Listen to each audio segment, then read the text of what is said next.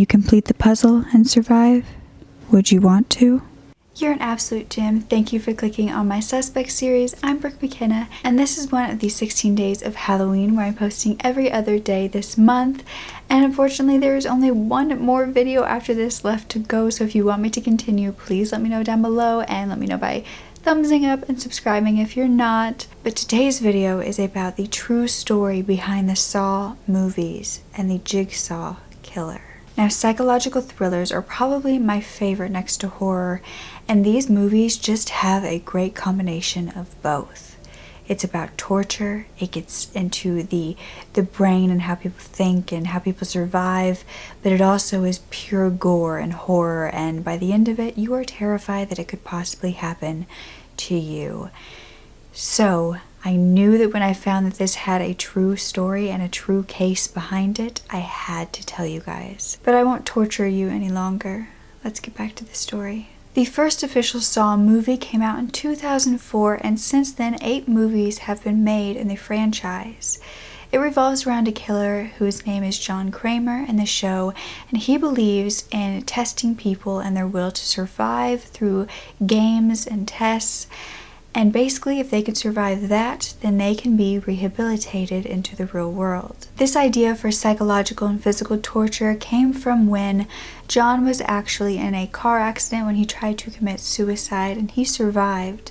He felt reborn, and so he decided that this is how other people should feel too, and that the only way for someone to change is for them to change themselves. Few people actually survived these awful traps, but the ones who didn't, the ones who died, they had pieces of flesh cut out of them in the shape of a puzzle piece. Because John believed that these people who died were missing something, their survival instinct. Most people viewed this killer, who they dubbed Jigsaw, as completely evil, but one of the first survivors, named Amanda Young in the movies, she thought he was a hero because he changed her life after she survived his torturing. She believed in what he was doing so much that she wanted to become his protege. But throughout the series, an array of new victims, from strangers to people who had wronged him, were all brought into this room to be reborn. And while the last movie was thought to have been made in 2010, in 2017 a new movie came out. 5 individuals were trapped in an abandoned barn and put through a series of different tests. Except everybody was under the impression that John Kramer, the original Jigsaw, was already dead. So was he not? Was this a protege, or was it a copycat? Films can lead in all sorts of crazy directions because, well, you can make it all up. Well, what if I told you that they didn't make the Jigsaw killer up from complete scratch? He was walking among us at one point, and he has a story all of his own, a real one. It all began on March 22nd of 2009, when a left leg was found on a farm in Cottard, Hertfordshire. It was found at about 7 a.m. by a farmer who found it in a green holdall, and it was wrapped in plastic bags and duct tape. It still had a foot attached to it, and when the police arrived, they felt around inside the bag, and one of the officers who was looking inside the bag looked up at the other officer and said, "I think it still has toes on it." And then they shut down the entire village and the streets around it, and a murder investigation began. Detective Superintendent Michael Hanlon was leading the investigation, and 7 days later, on March 29th, a forearm was found. It was the left one, and it was dismembered at the elbow and the wrist. It was found in the grass along Drovers Lane, Wheathampstead. But no hand, but no fingerprints, and the investigators knew that they needed to find whoever had done this, and fast. Both body parts had been removed with skill and precision, and they knew that whoever had done this was either in the medical profession or they had done it many times before. 2 days later, on March 31st, the head was found. It was found by a farmer who was working in his cattle pen in Asfordby, Leicestershire, when he found the head. It wasn't attached to a body either, and the eyes had been gouged out. The tongue and ears were removed, and the flesh had been torn away from the face and the neck. And there were no bite marks to prove that this was from an animal. This had been a human that had done this. But this made the person completely unrecognizable, and it definitely didn't make the investigation any easier. The police officers from where the other body parts were found came in to see if it was a match for their body parts, and it was. This case became Operation Abnet, and with around 100 officers that was involved in this case, but they were doing their best to keep this away from the public so it wouldn't cause any panic. They couldn't let them know that there was a body being found in pieces, and that those pieces were still trying to be located. A week later, on April 7th, a right leg was found in Pucker Ridge, Hertfordshire, and it was near bypass by a truck driver. 3 days after that, on April 11th, a green suitcase was found by a walker. It was found in a ditch in Gore Lane, Standon, East Hertfordshire, and inside was a torso, a right arm, and an upper left arm. And the suitcase was the same brand as the green hodol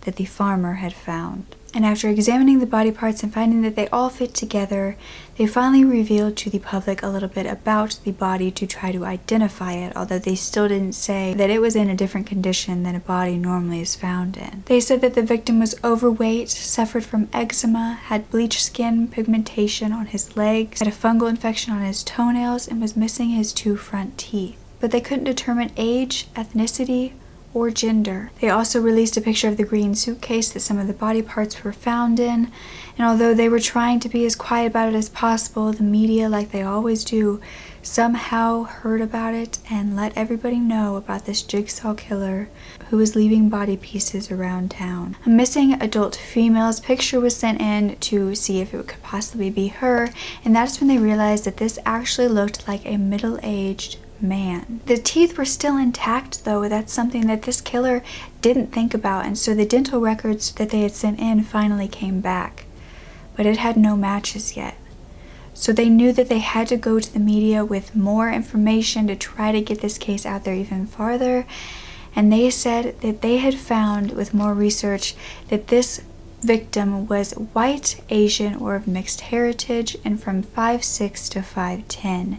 They asked for any help because they had no idea who this victim could be, and they couldn't find the killer unless they found the victim. Then they got a call, and they believed that they had their victim. His name was Jeffery Howe. Family had actually called in saying that he had a very strange disappearance and that they couldn't find him, but he couldn't be tested with DNA. This body couldn't to his family because he had been adopted. So instead they decided to match the placement of the skull to his face to see if it matched, and it did. And then they got his dental records and found that those were a match as well. Jeffery was a 49-year-old kitchen salesman. He had lived in Italy for a time as a chef. He had traveled all around. He loved Manchester United football and was described as a charming character. He had a heart of gold and would get along with pretty much anyone. He had been married twice but wasn't at the time, and had been living in an apartment and had 2 Jaguar cars. His neighbors hadn't seen those cars in 6 months though, so they figured he just wasn't at that apartment anymore and possibly somebody else was living there instead. Police had no idea what this motive could have been, but they knew that they needed to find this killer who knew what he was doing. Jeffrey's mother had actually been the first one to call him in as missing because she had normally talked to him like a few times a week, and she hadn't talked to him in a few weeks and couldn't get a hold of him. And a friend of his was also trying to get a hold of him, and on March 15th she called in reporting him as missing, and that was 7 days before the first body part was found. But she also gave the police another tip, and that was that a couple had been living in his apartment with him. It was supposedly someone that he was in business with. They had a small business called Speedy Designs. It was with this other man. This other man was actually living with him at the time in his extra bedroom downstairs in his Southgate, London apartment. He was living there with his girlfriend, and their names were Stephen Marshall and Sarah Bush. And suddenly police had their suspects. They had been questioned too the day after he had originally been reported missing, but nothing was found really against them. There was no answer that day, so they forced themselves inside. They looked around and they didn't see any evidence of a crime scene, but they did find Jeffrey's passport on the counter. Stephen and Sarah were questioned, but as far as they knew, he was still alive. But police weren't so sure that they were as innocent as they were leading the investigators to believe. And Stephen's old apartment was even found to be close to the area where the torso was dumped. And CCTV footage caught them driving to where the head was dumped before it was found. On April 21st, they were arrested at the flat, and Stephen seemed a bit nervous and jittery, but still quite charming and polite, and Sarah seemed very uncomfortable. During questioning, Sarah said that she was actually planning on leaving Stephen because he had awful mood swings and she just couldn't handle it anymore. But anytime they tried to question Stephen, he just answered with no comment. But as soon as the camera was off and the questions stopped, Stephen went back to being a very polite, normal-looking person. Then they went back to the apartment to search, and investigators found that there under the carpet in the bedroom and the bathroom, they found blood.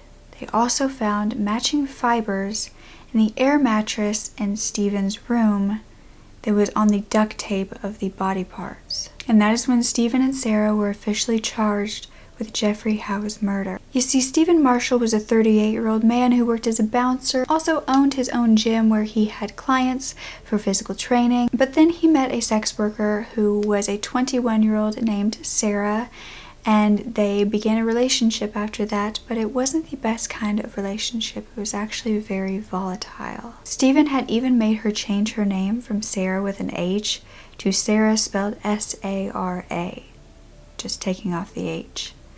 So he was obviously very controlling.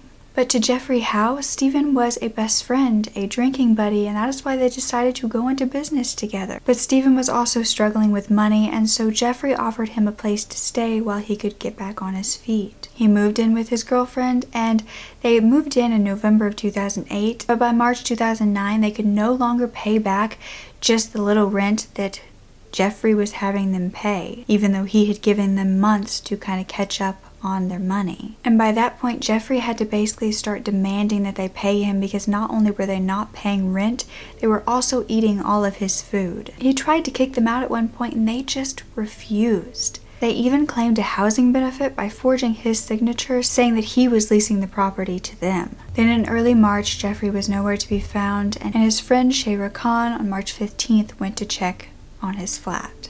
But when Stephen and Sarah opened the door and said that he had packed up and left, she didn't believe that for 1 second, and that is when she called the authorities. Thank goodness she did too, because the police were about to start finding body parts.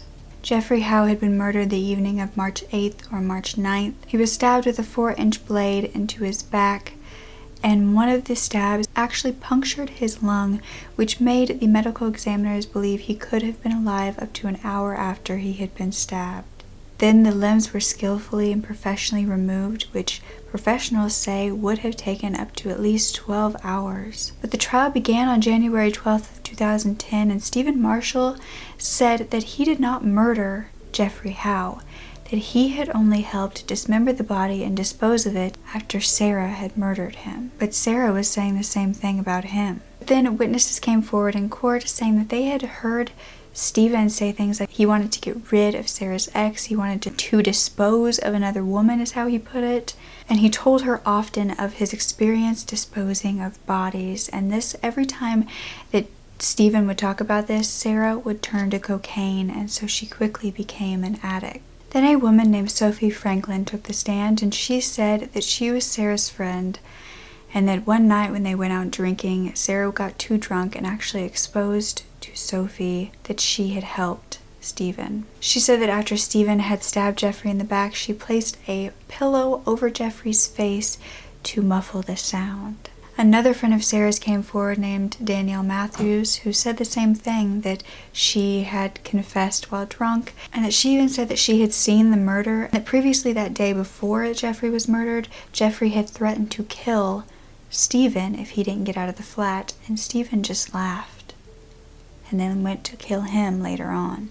After the murder, they used everything in his flat as though it was their own. They began buying things like laptops and food with his money. They also forged checks to get money out of his bank account, and they sold his stuff. They got rid of his phone, his furniture, and his car on eBay, and the receipt for selling his car even had their fingerprints on it. On January 29th, Stephen changed his plea to guilty of murder and said that he was in a drug-induced suicidal state after he stabbed Jeffery. But the judge dismissed that idea altogether, and Stephen Marshall was sentenced to life imprisonment with the minimum of 36 years. That was on February 1st of 2010, and that same day, Sarah changed her plea to guilty as well, but not of murder. She got 3 years and 9 months for helping Stephen bring the head across town and also for not turning him in. But for murder, she was acquitted because Stephen had confessed. But something had weighed on the investigators' minds the entire time during this case, and that was that Jeffrey's killer knew exactly what he was doing when he dismembered him. With Stephen, they thought that possibly he had gotten his experience as a butcher or a hunter, but nothing was really proving that in this case, and so they didn't know how Stephen had been so precise. It wasn't until Stephen got his sentence and his lawyer came forward saying that he had admitted to him that he had previously dismembered 4 more bodies between 1995 and 1998. He said he was part of the Addams family crime ring and was a doorman at one of their clubs that they owned, and that is how he kind of fell into it. He said he was also their cousin, and Terry Adams, one of the people in charge, was his cousin directly, and that's how he fell into it. This family was very well known and worth nearly 200 million pounds for their drug trafficking, and they also had been linked to 25 murders. Stephen said he was eventually asked to do additional jobs, basically meant taking care of certain situations. Bodies would appear and he would be asked to take care of them. He would cut up the bodies, decapitate them, severing them at the limbs with a meat cleaver, meat knives, a hacksaw, and sometimes even a chainsaw. Then he would put them into black bags. Then he would bury them, sometimes in Epping Forest, sometimes in other places. Then a witness came forward confirming his story and saying that Stephen did do that and took his time doing it as well, making sure he did it right when he was dismembering them. Admitting this, though, put Stephen at huge risk for being attacked in prison by somebody that the family assigned to murder him for what he had said. But he was also refusing to give the names of the victims or where he buried them. And so some believed that he possibly said all this so that he could be protected in prison because he knew he was going to be attacked either way for being caught. So if the police thought he had more information, they would keep him safe, keep him from being killed by this family. When the police looked more into Stephen, they found even more prior convictions. I mean, there was criminal damage, assault, battery, cocaine possession, and possessing a firearm. He had attacked his first wife in 2003, and he was suspected of murdering another woman in 1996. Her body was burnt, but he ended up not being charged and was actually brought in as a witness. But this case is what is said to have inspired the entire Saw franchise, although I don't see very many similarities in it. I mean, yes, he was dubbed the Jigsaw Killer, but other than that, it seems like they took this case and made it 10 times darker. But some experts say that it's more of the calculated coldness that they kind of tried to take into these movies. And that was more what they took from the case. And in that area, I could totally see that. But as far as the actual ways that the murders were conducted, not too much. But I don't really think that this man was some evil mastermind like Jigsaw is in the movies. I mean, I'm only saying this because I know you guys won't think I'm crazy, because it's gonna sound like a weird thing to say, but I was looking forward to a case with like games and tests and twists and turns, like one that was like what Jigsaw does in the movies. Not that I want that to happen to people, but you know, like when you're looking for a true story, you're hoping that the most like fun part of the movie was a real thing. But it wasn't, and that was kind of a little disappointing to me, and so I hope you guys aren't too disappointed by that too, because that's one of the kind of more interesting parts of the plot in the Saws movies, like the torture traps, and this really had none of that in it, and he only killed one person. Not that I by any means am saying that I wish that there was a serial killer that was just like Jigsaw and that tortured people. That is not what I'm saying whatsoever. I'm thankful, honestly, that this man only killed one person, but when they said this was the true story, I was expecting some like crazy, exactly like Jigsaw, that had happened in the past and that they turned into these movies. But did you see any more similarities? Are there any other cases that you think are better fit to be the true story of these movies? You just let me know down below. And do you like the Saw movies? Which one is your favorite? If you do, I'd love to know. And I'm so angry because they took them off Netflix. My little sister told me that they were all on there at one point. She had watched them all. I went to look to refresh my memory about them. All gone. So Netflix, if you're by chance watching, please put them back on because I want to watch them all. I appreciate so much your guys' support over these 16 days of Halloween. It has made me so incredibly happy and motivated me so much to want to post every other day for you guys. It's not easy, especially doing all this research, but I love it so much and your support means the world to me. And please thumbs up if you like these true stories from movies because they're one of my favorite things to talk about. Movies are like my other passion next to like crime. So it's like the best of both worlds. But yeah, I will let you guys go. Don't ever forget to speak up. Your voice is powerful enough, and I love you to absolute pieces. Okay? Bye. Let the games begin.